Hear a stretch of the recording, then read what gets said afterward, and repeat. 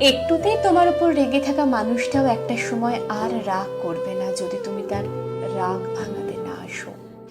মানুষটা মনের ভেতর অভিমান পুষে রাখবে ঠিকই, কিন্তু তোমাকে কিছুতেই বলবে না, কারণ তুমি তাকে বুঝো না। তোমার জন্য অধীর আগ্রহ নিয়ে বসে থাকা মানুষটা ব্যস্ত হয়ে যেতে পারে যদি তুমি তার প্রতি বিন্দুমাত্র কোনো আগ্রহ না দেখাও।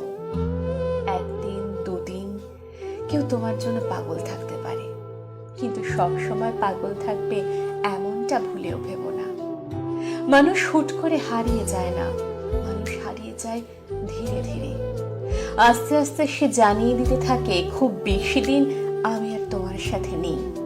কারণ তোমার করা অবহেলা, অন্যায় মানুষটাকে একা বাঁচতে শিখিয়ে দেয়, তোমার থেকে দূরত্ব তৈরি করে দেয়।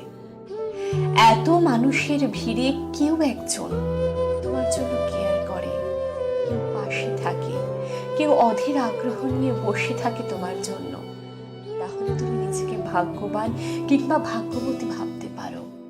কারণ ব্যস্ত শহরে, ব্যস্ত জীবনে কেউ তোমাকে নিয়ে ভাবছে। জীবনে ওই মানুষটাকে ধরে রাখো যে তোমার সাথে থাকতে চায়, আর ওই মানুষটাকে আটকে রেখো না যে থাকতে চায় না। আটকে রেখে তুমি কিছু সময় থাকতে পারলেও সারা জীবন পারবে না।